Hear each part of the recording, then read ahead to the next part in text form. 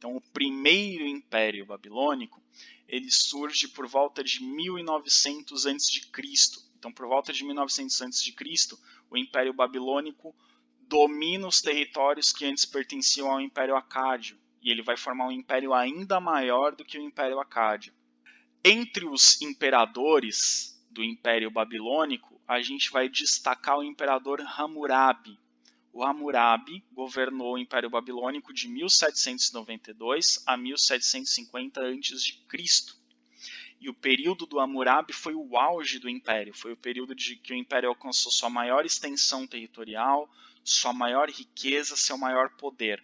O Hammurabi, durante o seu governo, unificou quase toda a Mesopotâmia. Então, quase toda essa terra, entre os rios Tigre e Eufrates, e mais alguns territórios, fizeram parte do Império Babilônico. Então, ele unificou quase toda a Mesopotâmia. Quase toda a Mesopotâmia foi governada por um único rei, o rei Hammurabi. E esse império tem o nome de Império Babilônico, porque sua capital foi a cidade de Babilônia, a cidade da Babilônia. A mesma Babilônia que aparece na Bíblia foi a capital do primeiro Império Babilônico. Ainda não é esse período que vai aparecer na Bíblia, é um período posterior, o período do segundo Império Babilônico que vai aparecer na Bíblia. Mas a mesma cidade da Babilônia da Bíblia é essa que a gente está falando aqui do primeiro Império Babilônico, ok? E aqui na imagenzinha do lado, o Hammurabi está representado ali sentado, ele é o rei sentado no trono, e em pé na frente do Hammurabi é um funcionário do rei. Depois eu vou explicar o que é essa escultura aqui, que ela é bem importante. Então aí em verde no mapa a gente tem o reino do Hammurabi, o Império Babilônico. Vocês estão vendo ali que quase toda a Mesopotâmia foi dominada por ele, só um pedacinho ali mais ao norte que não fez parte do Império Babilônico. Então aí de novo vocês podem identificar ali a Acádia bem no centro, um pouco mais ao sul a cidade da Babilônia, que foi a capital do Império, do primeiro Império Babilônico, e mais ao sul as cidades dos Sumérios. Esse mapa mostra um outro reino importante da época, vizinho ali da Mesopotâmia, que eram os hititas, mas a gente não vai trabalhar sobre eles, é só para vocês saberem que está aparecendo ali os hititas, mas a gente não vai trabalhar com eles. Foi um reino importante ali da época, vizinho, que tinha certa rivalidade com os impérios da Babilônia, mas a gente não vai trabalhar com eles por enquanto. O primeiro Império Babilônico, ele foi caracterizado por ter grandes construções. Então, o primeiro Império Babilônico vai ter construções ainda maiores do que as que eram feitas pelo Império Acádio. Então, o Império Babilônico vai construir grandes reservatórios de água, grandes canais, grandes palácios. A cidade da Babilônia vai se desenvolver muito, vai ter imensas construções, grandes palácios, grandes templos.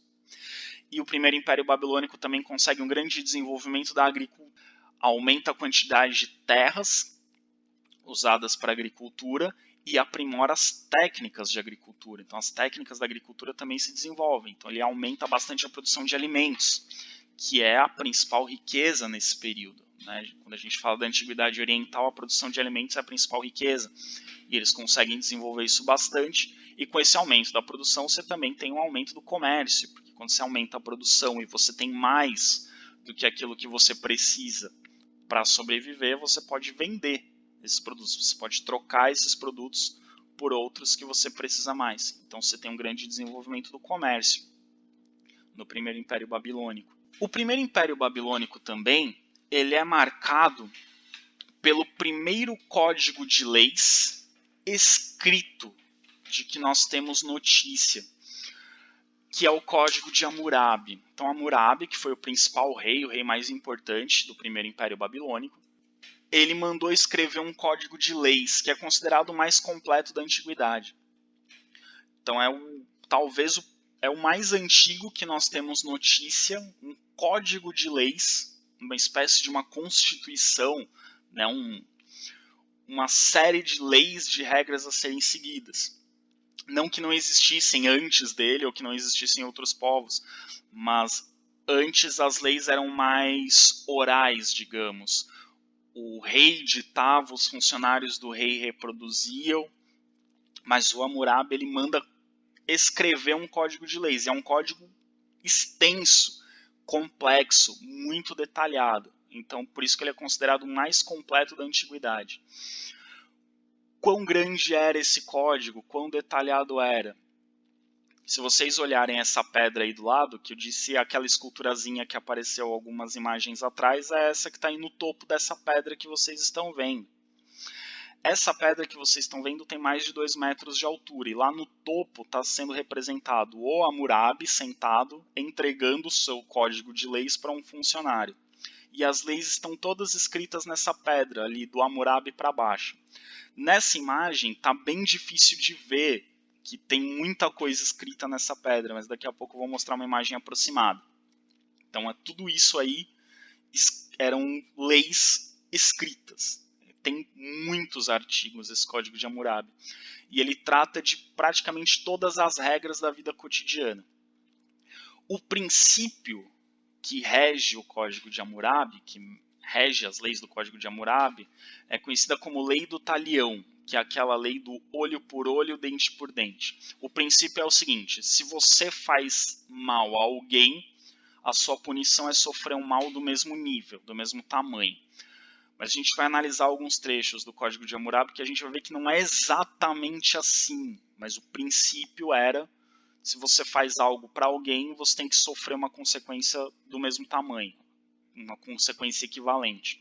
Então, o Código de Hammurabi é o primeiro código de leis que a gente conhece, é o código de leis mais antigo que a gente conhece, e é o mais completo da antiguidade. Então, como eu disse para vocês, ali se a gente aproximar, se a gente chegar perto ali dessa pedra enorme, a gente vai ver várias coisinhas escritas ali com escrita cuneiforme, bem pequenininhas ali. Então, o Código de Hammurabi está todo preservado aí nessa pedra que está num museu europeu hoje em dia. Claro que não era só essa pedra, o Hammurabi mandou fazer várias dessa para serem distribuídas pelas cidades do Império, para que todo mundo conhecesse as leis. Bom, o que o Hammurabi determina nesse Código de Leis? A gente tem exemplos de alguns artigos do Código de Hammurabi para vocês entenderem como que ele funcionava, quais são as ideias que estão por trás dele. Então, um dos primeiros artigos aqui que a gente vai analisar. Se alguém furta bens do Deus ou da corte, deverá ser morto.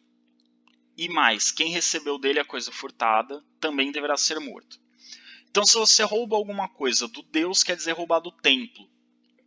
Ou da corte, roubar do palácio do rei. Então, se você rouba alguma coisa do templo, alguma coisa sagrada, ou alguma coisa do palácio do rei, a pena é a pena de morte. É uma ofensa muito grave. Você está roubando um objeto sagrado, um objeto do rei. Então, é uma ofensa muito grave. A pena é a pena de morte. E quem recebeu o objeto do furto, né, o que a gente chama hoje de receptação, né, o ladrão foi lá, roubou o objeto e vendeu para alguém. A pessoa que comprou o objeto roubado também recebe pena de morte, recebe a mesma pena do ladrão. No caso do objeto ser do Deus ou da corte, né, ser roubado de um templo, ser um objeto considerado sagrado, ou um objeto da corte, que pertence ao rei. Mas aí a gente vai ver que se não é do Deus ou não é da corte, a pena não é tão grave. Porque você cometeu uma ofensa contra o Deus ou contra o rei é muito grave. Contra outras pessoas não é tão grave assim. E aí a gente vai ver o artigo de baixo. Se alguém rouba um boi, ou uma ovelha, ou um asno, ou um porco, ou um barco, percebam que é bem específico. Ele distingue os animais e os objetos. Se rouba um boi, uma ovelha, um asno, um porco ou um barco, se a coisa pertence ao Deus ou à corte, ele deverá dar 30 vezes tanto. Então, se você rouba um boi, ovelha, asno, porco ou barco, não são objetos sagrados. Mas se eles pertencerem ao Deus, né, for administrado pelo templo, pelos sacerdotes, ou pertence ao imperador, você tem que devolver 30 vezes mais. Então, se você rouba um porco do Deus ou do rei, você tem que devolver 30 porcos. Se você rouba um barco do Deus do rei, você tem que devolver 30 barcos. Ou o valor de 30 barcos. Ou alguma coisa que valha 30 vezes essa coisa que você roubou. Se pertence a um liberto, deverá dar 10 vezes tanto. Então, liberto é alguém que não é escravo. Pode já ter sido escravo e foi liberto, ou alguém que não é escravo. Um homem livre. Se você rouba de um homem livre, aí você deve 10 vezes tanto. Então percebam que roubar do rei é muito mais grave do que roubar de uma pessoa comum. Então se você rouba um boi de um liberto, você tem que devolver 10 bois, ou o valor equivalente a 10 bois. Porém, se o ladrão não tem nada para dar, deverá ser morto. Então se você rouba e não tem como pagar essa dívida de 10 vezes ou de 30 vezes, aí você tem a pena de morte. Então você paga com a vida. Então percebam que é uma diferenciação tanto quanto injusta, porque se um homem rico, um fazendeiro, rouba um boi de um liberto, ele tem que devolver 10 bois, mas se ele é rico ele pode ter 100 bois, e ele tem que devolver 10. Mas se uma pessoa pobre que não tem nada rouba um boi, ela recebe pena de morte, porque ela não vai ter nada para dar em troca, né, para devolver, então ela é morta. Então percebam que não é muito justo o Código de Hammurabi, mas ele tem esse princípio. Se você faz algo, se você faz algo com alguém, você tem que devolver na mesma moeda, digamos. Se você faz mal a alguém, você tem que sofrer um mal. Só que se você faz mal a alguém importante, você vai sofrer muito mais do que se você faz algo a alguém que não é importante. Isso vai ficar claro nos próximos artigos. Outro artigo do Código de Hammurabi. Se o comprador não apresenta ao vendedor e as testemunhas perante os quais ele comprou, mas o proprietário do objeto perdido apresenta um testemunho que reconhece o objeto, então o comprador é o ladrão e morrerá. O proprietário retoma o objeto perdido. Então aparece alguém com um arado no Código de Hammurabi. Alguém chegou lá com um arado na cidade. Aí uma pessoa vira e fala assim: esse cara roubou o meu arado. Esse arado é meu. E eu tenho testemunhas de que esse arado era meu. Se a pessoa não apresenta o vendedor que vendeu o arado para ela, nem nenhum comprovante, nenhuma testemunha de que ela realmente comprou esse arado, essa pessoa vai ser considerada ladra e então vai receber uma pena de morte, nesse caso aqui. Porque ela roubou e enganou e fingiu que era dela. Porém, vejam bem, o dono do objeto acusa, ele é um ladrão, ele roubou, e eu tenho como provar, eu tenho testemunhas de que seu objeto era meu e ele roubou de mim. Se o suposto ladrão não consegue comprovar que ele de fato comprou o objeto, que ele não roubou, ele vai ser considerado ladrão. Porém, se o suposto proprietário não apresenta um testemunho que o reconheça, ele acusa alguém de ser ladrão, mas não consegue provar que a pessoa roubou, não tem nenhum testemunho, não tem nada que prove que ele foi roubado, então esse acusador vai ser considerado um malvado, caluniador, e ele vai receber a pena de morte. Então prestem atenção que se para uma pessoa acusar outra de um crime, ela tem que ter muita certeza, porque se ela acusar alguém e não conseguir provar, é ela que sofre as consequências, porque ela vai incorrer no crime de calúnia. Ela está caluniando uma pessoa, ela está difamando uma pessoa, está agindo de má fé, está querendo prejudicar. Então uma pessoa só acusava a outra se ela tinha muita certeza, se ela tinha como provar. Se ela não tivesse como provar e acusasse, era ela que sofria a pena. Ela pagaria o castigo, a pena, como se ela tivesse cometido o crime que ela acusou a outra pessoa. Outro exemplo. Se alguém furta bens do deus ou da corte... a gente já leu esse aqui. Gravando vídeo e cometendo erros. Vamos lá de novo. Continuando. Se alguém difama uma mulher consagrada ou a mulher de um homem livre e não pode provar se deverá arrastar esse homem perante o juiz e tosquear-lhe a fronte. Vamos ver de novo que ficou confuso. Se alguém difama uma mulher consagrada, ou seja, uma sacerdotisa, por exemplo, uma mulher que serve ao templo, uma mulher que não se casou para servir aos deuses, ou a mulher de um homem livre, Então, ou seja, se alguém espalha uma fofoca, uma difamação sobre uma mulher que é consagrada ou uma mulher que é casada, e essa pessoa não pode provar o que está dizendo, sabe? Ah, essa mulher traiu o marido.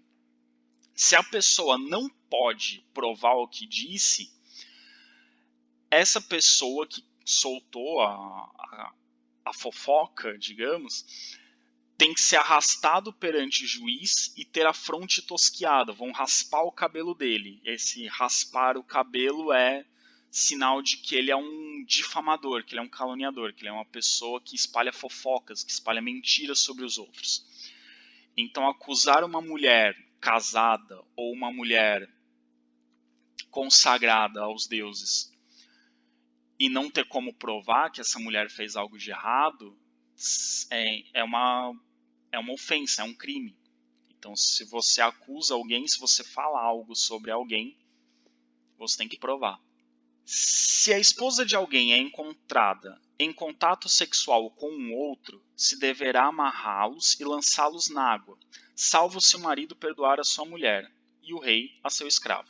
E aí um outro artigo diz o seguinte: se alguém viola a mulher que ainda não conheceu o homem e vive na casa paterna e tem contato com ela e é surpreendido, este homem deverá ser morto, a mulher irá livre. Então, se uma mulher casada é pega traindo o marido, né, em contato sexual com outro, tanto ela quanto o homem que está em contato sexual com ela, né, que está ali cometendo a traição junto com ela, o adultério junto com ela, os dois têm que ser amarrados e jogados na água.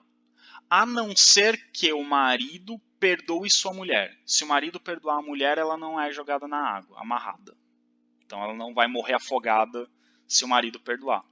E se o homem que tiver com a mulher for um escravo e o dono desse escravo perdoá-lo, ele também não é condenado.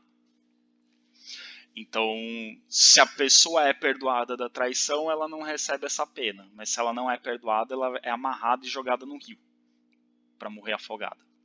Porém, se uma mulher que ainda não é casada, que é que se alguém viola a mulher que ainda não conheceu o homem, não conhecer o homem quer dizer que a mulher é virgem.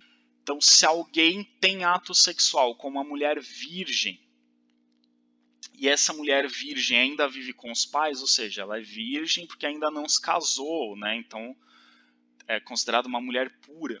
E esse homem, tendo relação com essa mulher virgem, que ainda vive com os pais, é pego, esse homem deverá ser morto. A mulher não. A mulher vai livre. Seria mais ou menos, se esse homem seria mais ou menos considerado uma espécie de estuprador, porque ele está tendo relações com uma mulher virgem. Então ele está difamando essa mulher, ele está ultrajando essa mulher, está ofendendo a honra dessa mulher e dessa família. Então ele vai ser morto, mas a mulher é considerada vítima, nesse caso. Mesmo que ela tenha consentido, enfim, se ela é uma mulher virgem e um homem tem relação com ela e é pego tendo relação com ela, esse homem é condenado à morte.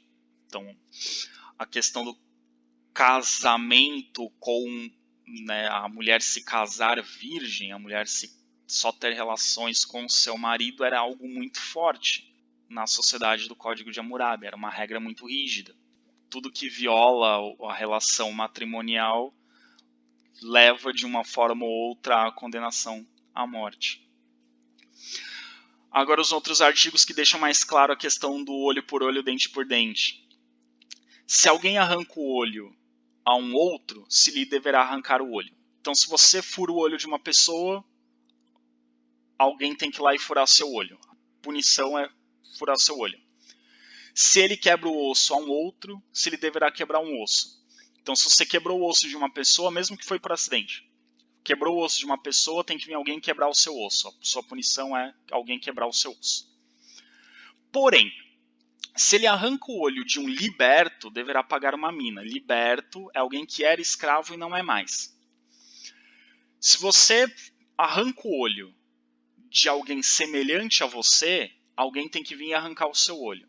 Só que se você arranca o olho de um liberto, você é um homem livre, e arranca um olho de um ex-escravo, você não tem o olho arrancado. Você paga uma mina é uma determinada quantidade de ouro, você paga uma multa. Então percebam que tem diferenças. Se você arranca o olho de alguém igual a você, você tem que ter o olho arrancado. Mas se você arranca o olho de um liberto, que é considerado inferior, a ofensa não é tão grave. Então você paga uma multa, você não tem o olho arrancado. Agora, se você arranca o olho de um escravo, se ele arranca o olho de um escravo alheio, ou quebra um osso ao escravo alheio, deverá pagar a metade de seu preço. Então, se você arranca o olho de um escravo, ou quebra o osso de um escravo, ninguém vai arrancar o seu olho nem quebrar o seu osso. Você vai pagar para o dono do escravo a metade do valor do escravo, porque o escravo é uma propriedade, e você está danificando a propriedade de alguém. Então, você vai pegar a metade do valor do escravo para compensar o prejuízo que o dono do escravo teve. Então percebam que tem uma diferença também. Entre o livre e o escravo são diferentes. Então aqui a gente está vendo o homem livre com outro homem livre. Se ele arranca o olho ou quebra o osso, ele vai ter o olho arrancado ou o osso quebrado. Se ele arranca o olho ou quebra o osso do liberto, ele paga uma multa. Se ele arranca o olho ou quebra o osso de um escravo, aí ele paga metade do valor do escravo pro dono do escravo. E se é o contrário? Se é um escravo que faz algo com alguém livre? Vamos ver o que acontece. Se alguém partir os dentes de um outro, de igual condição, deverá ter partido os seus dentes. Então, se eu quebro os dentes de alguém que é igual a mim, alguém tem que vir quebrar os meus dentes. Essa é a minha punição. Porém, se eu quebrar os dentes de um liberto, eu tenho que pagar 1/3 de mina. Se eu quebrar os dentes do liberto, que é inferior a mim, porque eu sou livre, eu só pago uma multa. E o que acontece ao contrário? Se alguém inferior fazendo algo com o superior. Se alguém espanca um outro mais elevado que ele, deverá ser espancado em público 60 vezes com um chicote de couro de boi. Então, se um liberto bate num livre, um escravo bate num liberto, ou um escravo bate num livre, ou seja, alguém superior, ou um homem livre bate em um funcionário do rei, que é considerado superior, essa pessoa tem que ser espancada 60 vezes com um chicote de boi. Então, bater em um superior, a punição é ser chicoteado. Se um nascido livre espanca um nascido livre de igual condição, deverá pagar uma mina. Então, se eu bato em alguém superior, eu tenho que ser chicoteado. Tenho que levar 60 chicotadas. Mas se eu bato em alguém igual a mim, eu tenho que pagar uma multa, que é a mina. Então percebam que a punição já não é tão grave. Se um liberto espanca um liberto, deverá pagar 10 ciclos. O ciclo é um valor menor do que a mina. Então livre com livre, paga uma mina. O liberto com liberto, o pagamento é menor, porque o liberto é mais pobre. Agora, se o escravo de um homem livre espanca um homem livre, se lhe deverá cortar a orelha. Então, se um escravo bate num homem livre, ele vai ter a orelha cortada. Então, a punição para o escravo que agride um homem livre é muito maior do que a de um liberto que espanca um homem livre ou de um homem livre que espanca alguém superior. Agora, uma parte que eu acho curiosíssima, que é assim, duas pessoas brigam e se batem. Se alguém bate um outro em rixa, ou seja, tem uma briga e um dá um soco na cara do outro. Se alguém bate um outro em rixa, ele faz uma ferida, ele deverá jurar, eu não o bati de propósito, e pagar o médico. Então, se uma pessoa agride outra numa briga, os dois brigam, discutem, dali sai uma briga e um dá um soco na cara do outro, deixa o olho do outro roxo. O que bateu tem que vir a público e falar, não bati de propósito, e pagar o médico que vai cuidar do que apanhou. Aí tá tudo certo, tá pago. Essa eu acho curiosa. Isso é um jeito interessante de resolver brigas hoje em dia. O que bate fala não bate de propósito e paga o médico do que apanhou. Então aí a gente tem alguns exemplos de artigos do Código de Hammurabi. Depois do primeiro Império Babilônico, a gente teve o Império Assírio. O Império Babilônico, depois da morte do Hammurabi, entrou em declínio. E conforme esse império, o primeiro Império Babilônico foi diminuindo, o Império Assírio, que tinha sua capital na cidade de Assur, que fica um pouco mais ao norte, na Mesopotâmia, começou a crescer. Então, o rei de Assur iniciou um processo de expansão de seu reino, formou um império, e enquanto o império babilônico ia encolhendo, enfraquecendo, o Império Assírio foi crescendo. O Império Assírio dominou também grande parte da Mesopotâmia, mas se vocês compararem aí o mapa do Império Assírio com o mapa do Império Babilônico, por exemplo, o Império Assírio é esse que está em verde aí no mapa. Se a gente voltar lá no Império Babilônico, a gente vai ver que as regiões não são exatamente as mesmas. Muitos pontos que pertenceram ao Império Babilônico fizeram parte do Império Assírio, mas não é exatamente a mesma região. Vocês vão ver aí que o Império Assírio não domina tanto o sul da Mesopotâmia, mas domina um pouco do sul, mas mais ao centro e ao norte da Mesopotâmia.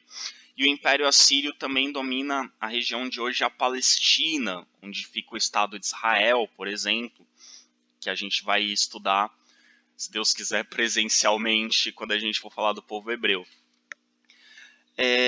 Então o Império Assírio dominou ali a Mesopotâmia e alguns territórios em volta, formou um império ainda maior do que o primeiro Império Babilônico. E tinha sua capital, como eu já disse, na cidade de Assur. O nome Assírio vem justamente do nome da cidade, que é Assur. O Império Assírio, dos impérios que a gente vê na Mesopotâmia, nesse período, na Antiguidade, ele foi o que teve o exército mais forte e foi também o exército mais violento. Eles usavam extrema violência contra os povos inimigos, extrema violência na conquista de territórios. Uma das principais fontes de riqueza do Império Assírio era a pilhagem das cidades conquistadas. Então eles invadiam as cidades e roubavam as riquezas. Dá para a gente dizer que a principal atividade econômica do Império Assírio era a guerra. Né? Talvez não a principal é o comércio. Aliás, a principal é a agricultura, o comércio em segundo lugar. Mas a guerra era uma grande atividade econômica. É estranho a gente pensar na guerra como uma atividade econômica, mas na antiguidade isso acontecia. Tinha povos que tinham a guerra como atividade econômica. A forma de conseguir riquezas era a guerra.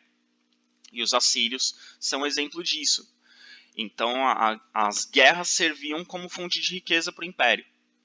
E eles eram extremamente violentos. Assim, eles tinham algumas práticas bem cruéis, como essa que vocês estão vendo aí na imagem, né, de colocar corpos de inimigos mortos nas cidades conquistadas, fincados em mastros, né, fincados em lanças, né, os corpos atravessados por lanças, para assustar, para aterrorizar os povos inimigos, para aterrorizar os povos conquistados. Então o Império Assírio era bem hardcore, assim, era pesado o jeito do Império Assírio lidar com os demais povos. Aqui a gente tem algumas esculturas, né, alguns relevos feitos em construções da época do Império Assírio. Vocês vão reparar que eles se representam como guerreiros. Né? Os reis assírios, você identifica com o rei, não é exatamente uma coroa, mas é esse chapéuzinho aí em forma de cone, tem ali um trapézio e em cima um cone ali, né? Não é uma coroa, mas não é uma coroa que a gente está acostumada, né, dos reis medievais e modernos, mas, enfim, um tipo de coroa diferente do que a gente está acostumado a ver. O imperador assírio, ele era um guerreiro, ele ia na frente do exército, ele liderava as batalhas. Aliás, isso é uma característica da antiguidade. Normalmente os imperadores, os generais vão na frente do exército, eles não vão atrás, eles vão à frente, eles lideram o exército. E os assírios se representavam como guerreiros. Essa era a principal característica deles, esse era o motivo de orgulho dos assírios, serem guerreiros, serem conquistadores, serem violentos. Então, as principais representações deles são com armas, aí, com arco e flecha, com a lança, com a espada. E os imperadores eram representados normalmente como guerreiros também. Então é um período bastante violento da história da Mesopotâmia, esse em que o Império Assírio foi quem dominou a região. A partir do século IX a.C., o Império Assírio ficou muito grande. E isso a gente vai ver em toda a história antiga, isso vai acontecer com todos os principais impérios da antiguidade. chega uma hora que eles ficam muito grandes. Eles vão tendo sucesso, vão crescendo, só que chega uma hora que eles ficam grandes demais. E todo império, quando fica grande demais, ele começa a ficar difícil de administrar. Então, no século 9 a.C., o Império Assírio ficou grande demais. O Império Assírio dominou algumas das principais, ou as principais, praticamente todas as principais cidades da região da Mesopotâmia, e como eu disse, também alguns territórios fora da Mesopotâmia, como a região da Palestina, onde vivia o povo hebreu. Chegaram até perto do Egito, como vocês estão vendo aí no mapa. Então esse império ficou grande demais, ficou difícil de controlar. Quando o império fica muito grande, é difícil para o exército controlar as fronteiras, é difícil para o exército controlar as revoltas internas. E como os assírios eram muito violentos com os povos conquistados, as revoltas internas no império eram constantes. Então o povo se rebelava contra os assírios. E em meio a essas rebeliões internas e invasões externas, os assírios começaram a se enfraquecer no século IX, até que no século 8 a.C., os caldeus, que eram outro povo da Mesopotâmia, derrotaram os assírios e iniciaram um processo de expansão. Então, os caldeus derrotaram os assírios e formaram um novo império na Mesopotâmia.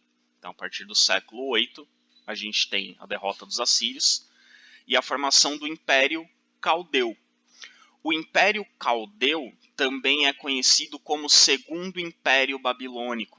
E esse foi o maior império da Mesopotâmia. Como vocês podem ver aí no mapa, o Segundo Império Babilônico dominou não só a Mesopotâmia, mas vários territórios além da Mesopotâmia. O Império Babilônico chegou até o Egito, foi até a África, no Egito.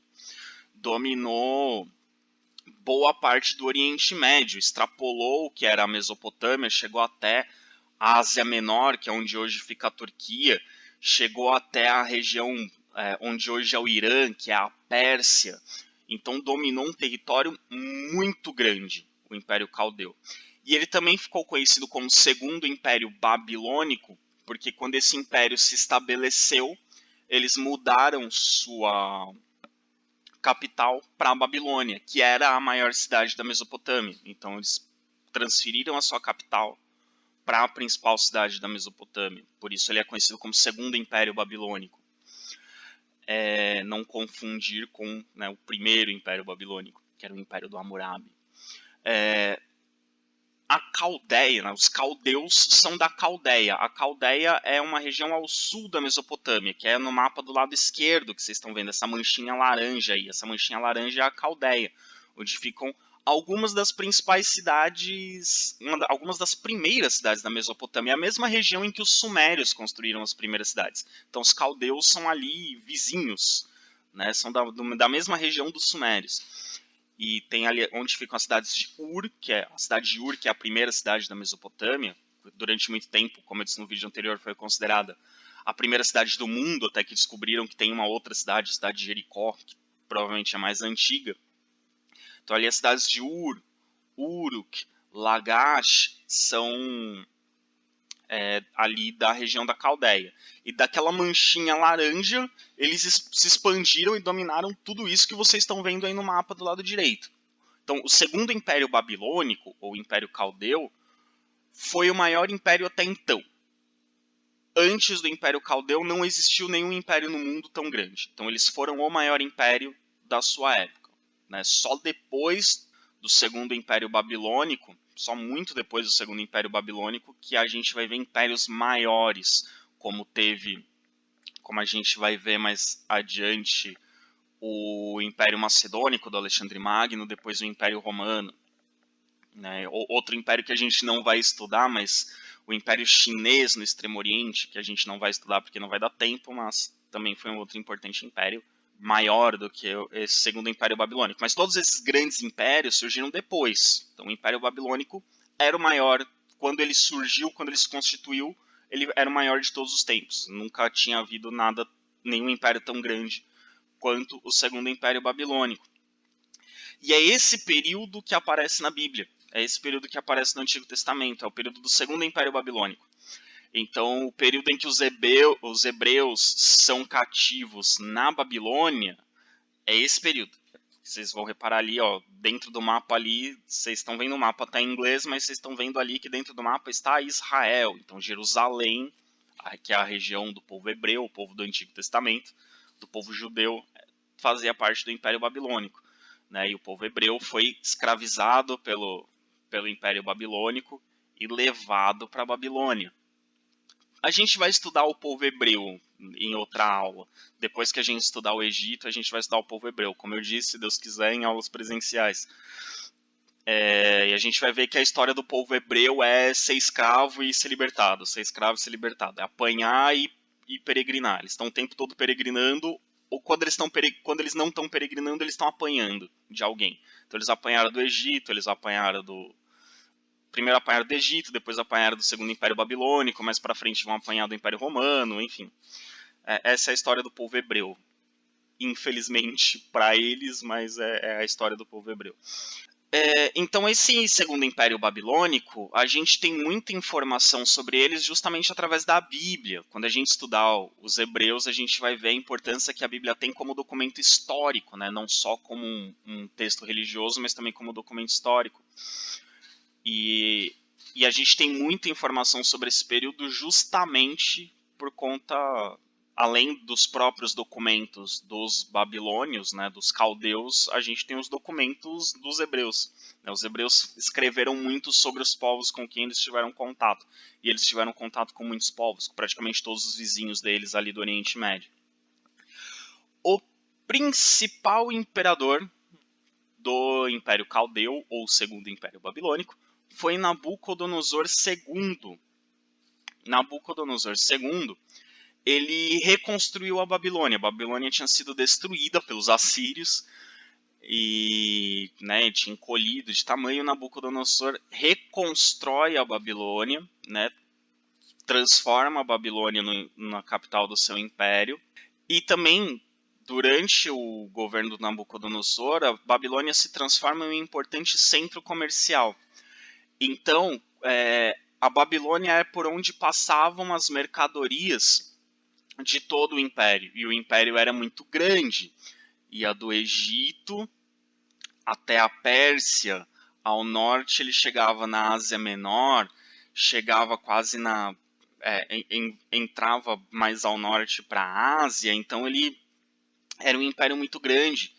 E tinha produtos de vários lugares do mundo conhecido. Praticamente todos os lugares que os caldeus conheciam do mundo mandavam produtos para a Babilônia, né, para o Império Babilônico. Então, na Babilônia passavam mercadorias do mundo inteiro. Por isso, dá para a gente dizer que a Babilônia era uma cidade cosmopolita. O que é uma cidade cosmopolita? É uma cidade que tem pessoas de vários lugares do mundo. Então, na Babilônia circulavam pessoas falando várias línguas diferentes, com culturas diferentes, com costumes diferentes, porque eram os comerciantes que vinham de diferentes lugares do mundo trazer seus produtos para a Babilônia e comprar produtos para levar para as suas regiões. Então, esse é o momento mais importante da cidade da Babilônia, é o auge, é o momento mais rico durante o governo de Nabucodonosor, né, que a Babilônia se transforma num grande centro, né, numa das cidades mais ricas, ou a cidade mais rica, né, mais importante do mundo nesse período.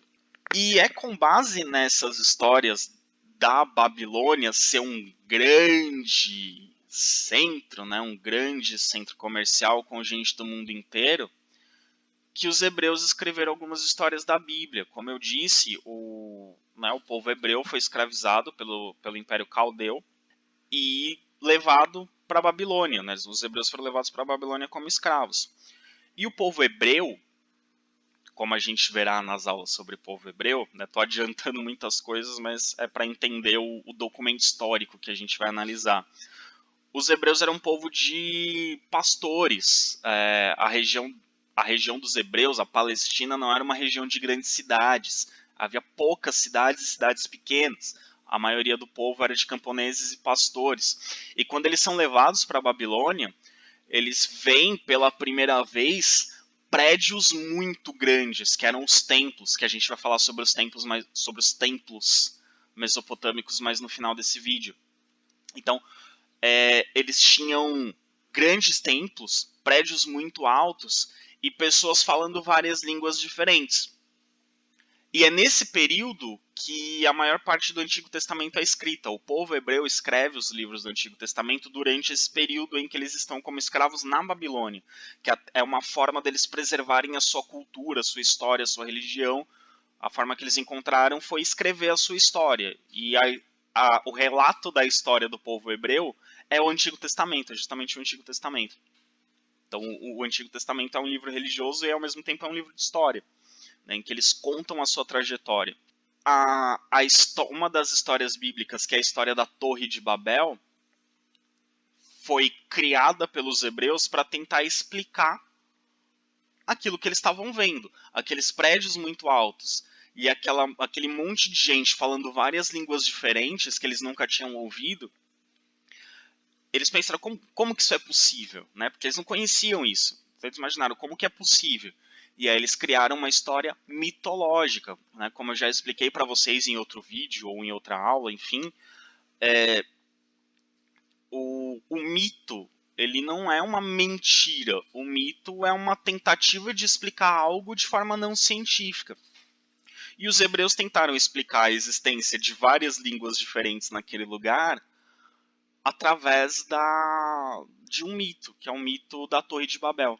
Então eles imaginaram a história de um povo que tentou construir uma torre muito alta para chegar no céu, e Deus, para castigar a soberba desse povo, fez com que a torre desmoronasse e eles se confundissem, falassem línguas diferentes para que não se entendessem e não tentassem fazer aquilo de novo. Então, a história da Torre de Babel é como os hebreus explicaram a cidade da Babilônia, que tinha construções muito altas e várias línguas diferentes sendo faladas, que é o que aparece no livro de Gênesis, no capítulo 11, versículos de 1 a 9. Então, eu fiz toda essa contextualização do povo hebreu para vocês entenderem o relato deles sobre a Babilônia, né? Como eles ficaram impressionados com aquilo e tentaram explicar de alguma forma. Então, o livro de Gênesis diz o seguinte, né, sobre essa história. E era toda a terra de uma mesma língua e de uma mesma fala. Então, os hebreus achavam que no começo a humanidade inteira falava a mesma língua. Por que existem línguas diferentes?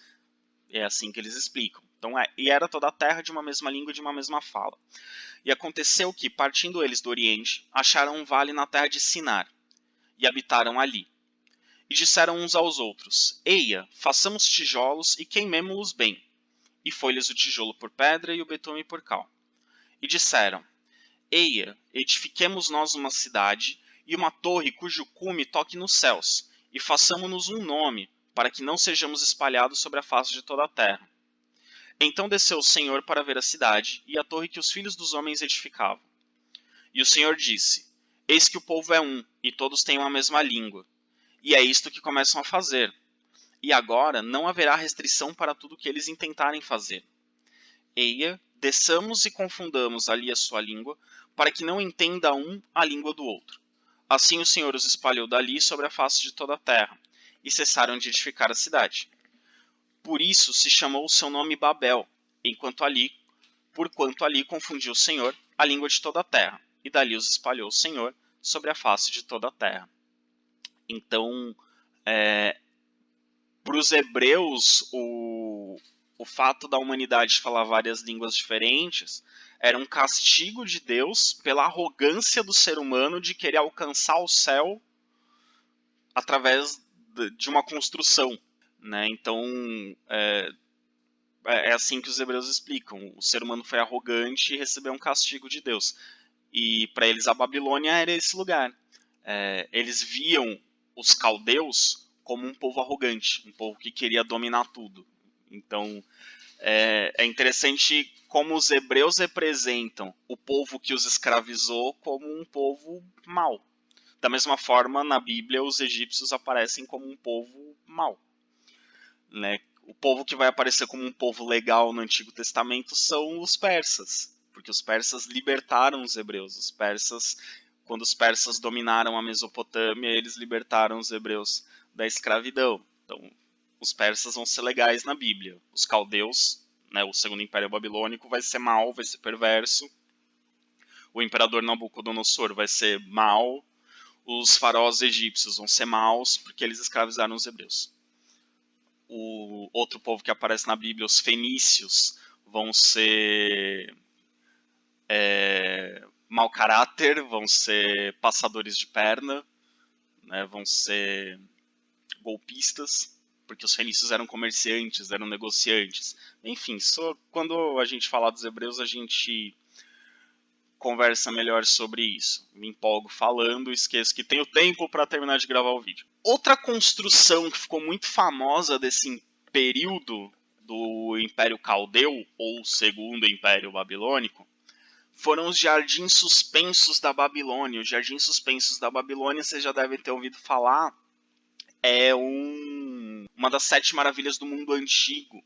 As Maravilhas do Mundo Antigo são uma série de construções impressionantes da antiguidade, relatadas por vários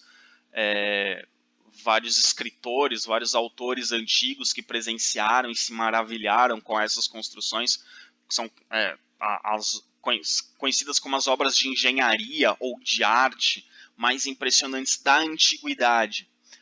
E quase todas elas, dessas 7 maravilhas do mundo antigo, desapareceram, não existem mais, foram destruídas por algum motivo, ou por guerras, ou pela ação do tempo. Enfim, a única das maravilhas do mundo antigo que ainda existe, que pode ser visitada, são as pirâmides do Egito. E os Jardins Suspensos da Babilônia eram uma dessas maravilhas do mundo antigo. Diz a lenda, a tradição, não é bem uma lenda, mas enfim, a tradição, a gente não sabe se foi exatamente assim, por isso que eu brinco que é uma lenda, mas diz a tradição que um imperador caldeu casou-se com uma princesa que era de uma região afastada do Império Babilônico, que tinha uma vasta vegetação, uma vegetação muito variada, e na Babilônia a vegetação não era tão variada, não era tão exuberante. E quando ele trouxe essa princesa para morar com ele na Babilônia, ela ficou muito triste, porque ela não tinha aquela paisagem bonita, não tinha aquela vegetação variada que ela estava acostumada. Então ela ficava triste, chateada, porque a Babilônia não era... A Babilônia é uma grande cidade, mas não tem uma natureza exuberante. E aí, para alegrar sua esposa, esse imperador mandou construir um palácio com jardins suspensos. Ele mandou trazer plantas de todas as regiões do império para ser muito variada e mandou fazer jardins nos terraços do palácio. Então o palácio tem vários andares e todos os andares tinham, o palácio tinha vários andares e cada andar tinha ali uma vasta vegetação, tinha terraços com essa vegetação. Por isso jardins suspensos, Ele fez artificialmente uma área de vasta vegetação. E é considerado uma das maravilhas do mundo antigo pela exuberância da vegetação e também pela complexidade da construção. Ainda hoje é muito difícil você fazer uma obra parecida com essa, você fazer jardins, você simular uma floresta, você simular uma vegetação num terraço, numa área, numa construção, Isso é muito complexo e ele mandou fazer e conseguiu fazer para alegrar sua esposa. E essa imagem tem ali a câmerazinha para lembrar vocês de que o YouTube está cheio de vídeos sobre os jardins suspensos da Babilônia. A gente não tem, como é da antiguidade, a gente não tem nenhuma imagem para saber como que era. Ninguém fez um desenho dos jardins suspensos da Babilônia.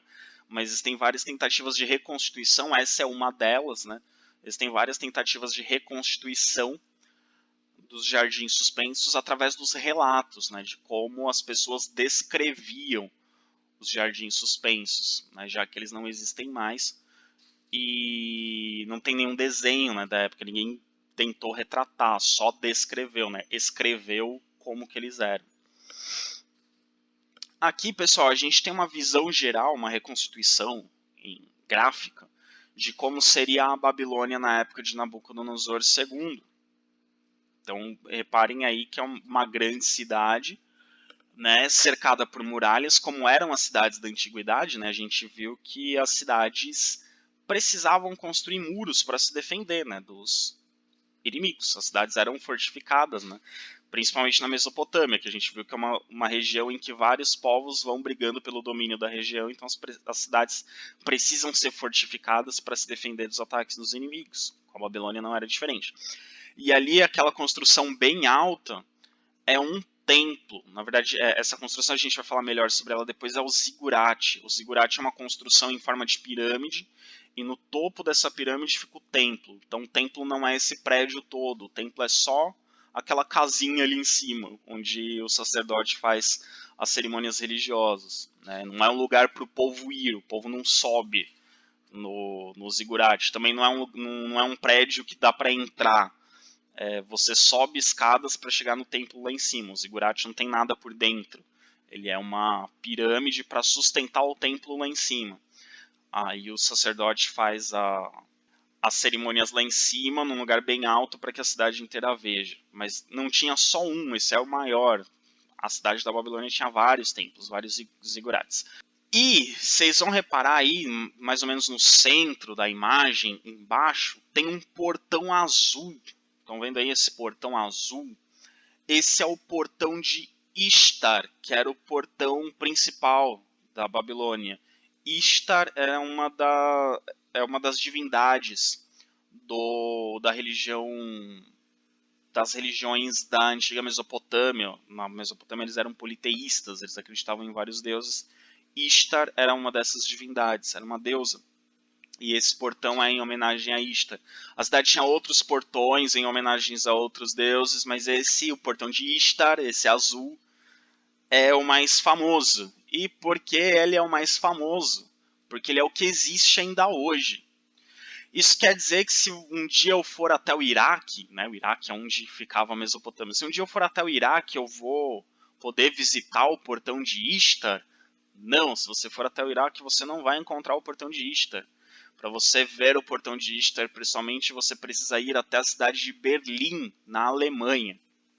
Sim, os arqueólogos e os especialistas em antiguidade desmontaram o portão de Ishtar, pedra por pedra, colocaram num... Agora não lembro se foi num navio ou se foi num avião, mas enfim, colocaram no meio de transporte, levaram até a Alemanha e remontaram o portão de Ishtar num museu na cidade de Berlim. Então esse portão ele foi tirado do seu local original no Iraque e levado para a Alemanha. E aí você pode não só visitar o portão de Ishtar, como você pode passar, né, pelo portal. Né? Ele está montado justamente na porta que passa de uma sala para outra no museu. Então você pode passar por ele. Primeiro, falando do portão em si, chama muito a atenção a cor azul. Esse azul não é tinta, ele não foi pintado de azul. São pedras, né? Então são minerais. Então as pedras com as quais o portão foi feito são pedras azuis.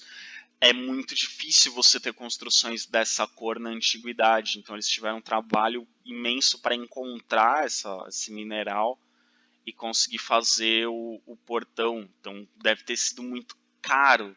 Né? Isso mostra a riqueza que a Babilônia tinha, a riqueza que o Segundo Império Babilônico tinha e o poder que eles tinham de conseguir esse tipo de material, que não é um material que existe na Mesopotâmia, eles tiveram que buscar em regiões afastadas do Império, já que o Império era muito grande. Então, isso chama atenção, ele demonstra o poder que eles tinham, o poder econômico, o poder político, né, enfim, a possibilidade que esse império tinha de conseguir realizar essas obras. Né. E outra coisa que chama atenção não só o portão, mas uma reflexão interessante para a gente fazer quando a gente fala de documentos históricos. O portal de Ishtar ele é um patrimônio histórico do Iraque, né, que é onde fica a Mesopotâmia. Os rios Tigre e Eufrates ficam no Iraque. A região da Mesopotâmia, né, fica no Iraque. Então, o ideal seria que esse portão permanecesse no Iraque, né? Que os iraquianos cuidassem, que tivesse lá, que fosse um ponto turístico do Iraque, que atraísse turistas para o Iraque, que as pessoas visitassem o Iraque. Né? Isso é da cultura deles, é da cultura da Mesopotâmia. Mas aí vem a reflexão, né? O Iraque também, né? O Oriente Médio de um modo geral, mas o Iraque, ele é famoso pelos seguidos conflitos, né? O Oriente Médio, de um modo geral, é uma região que tem, historicamente, muitas guerras. É uma região de muitos conflitos. Então imaginem se no meio de uma dessas guerras esse portão é destruído e se perde, como vários outros patrimônios históricos foram destruídos por conta de guerras, por conta de ataques de grupos terroristas, por conta de grupos fundamentalistas que não aceitam a presença de imagens de religiões antigas no seu país. Então imaginem se esse portão fosse destruído. Então, por um lado, é sempre criticável a prática, que foi muito comum, principalmente nos séculos XVIII e XIX. Né, o portão de Ishtar, eu acho que já é no século XX que eles fazem o transporte, não tenho certeza, depois a gente pode até pesquisar. Mas era muito comum nos séculos XVIII e XIX que monumentos e artigos e peças históricas fossem roubadas do Egito, da Mesopotâmia e levadas para a Europa. Tem várias múmias que foram roubadas do Egito e levadas para museus europeus nesse período. Vários objetos que pertenceram a faraós, que pertenceram a imperadores da Mesopotâmia, foram literalmente roubados e levados para a Europa. Você tem obeliscos egípcios, foram roubados do Egito e levados para a Europa. Tem um obelisco no Vaticano, no centro ali da Praça de São Pedro, que era um obelisco egípcio, que foi levado para lá, enfim. Então você tem vários monumentos. Na França tem o obelisco egípcio que foi levado, enfim. Sempre é criticável, porque esses objetos deviam estar no seu lugar de origem, né? Porque eles contam a história daquele lugar. Quando você tira do lugar e leva para outro, descaracteriza um pouco e faz aquele povo perder o seu patrimônio, né? Então, várias pessoas que gostariam de conhecer a história do Egito, ou de conhecer a história da Mesopotâmia, acabam indo para museus na Europa, ao invés de irem para o Egito e para a Mesopotâmia, né? Então, o Egito e a Mesopotâmia acabam perdendo turistas que vão conhecer a história desses lugares, só que acabam indo para a Europa. O Egito menos, porque o Egito ainda tem as pirâmides, né? Então as pirâmides não deu para levar para a Europa, senão eles teriam levado, se tivesse como. Então, o Egito menos, mas a Mesopotâmia perdeu muito, né? De alguns objetos históricos, né? Como o portão de Ishtar, por exemplo. Então, assim, sempre é criticável, mas ao mesmo tempo, de repente deixar no seu local de origem ele não vai ser tão bem cuidado, de repente vai ser destruído numa guerra, de repente o governo local não tem condições, não tem verba, não tem estrutura para preservar, então ele vai se deteriorar, não vai ter como restaurar, né? Então é uma discussão bem complexa, né? Será que tem que ir pro... Será que tem que ficar no seu lugar de origem? Até que ponto vale a pena ficar no lugar de origem? Até que ponto é errado levar para outro lugar? Então é uma discussão sempre interessante, assim. Né? Enfim, reflitam sobre isso. O Segundo Império Babilônico, ou Império Caldeu, eu sempre repito esses nomes porque às vezes no Enem, nos vestibulares, às vezes aparece Segundo Império Babilônico, às vezes aparece Império Caldeu, às vezes aparece os dois, às vezes aparece do jeito que eu escrevi aqui, Império Caldeu é entre parênteses Segundo Império Babilônico. Ele entra em declínio justamente após a morte do rei Nabucodonosor II. Então tem o auge, o momento de maior riqueza, de maior esplendor, aí entra em declínio. Mesmo assim, ele ainda durou bastante tempo. Ele entra em declínio após a morte do Nabucodonosor II, vai perdendo territórios, vai diminuindo, até que eles são derrotados pelos persas no ano de 539 a.C. A gente vai estudar o Império Persa mais adiante. Mas, enfim, o Império Persa é o que vai se tornar o maior império da Antiguidade Oriental. Depois o Império Persa vai ser superado só pelo Império do Alexandre Magno. Vai demorar para o Império Persa ser superado.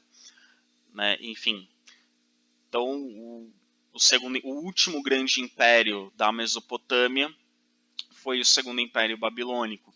Depois a Mesopotâmia vai ser anexada pelo Império Persa.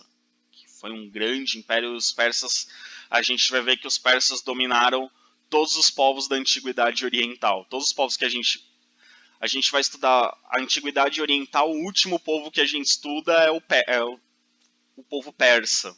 E a gente vai ver que os persas dominaram todos os povos que a gente vai ter estudado antes deles. Mas enfim, isso são cenas dos próximos capítulos.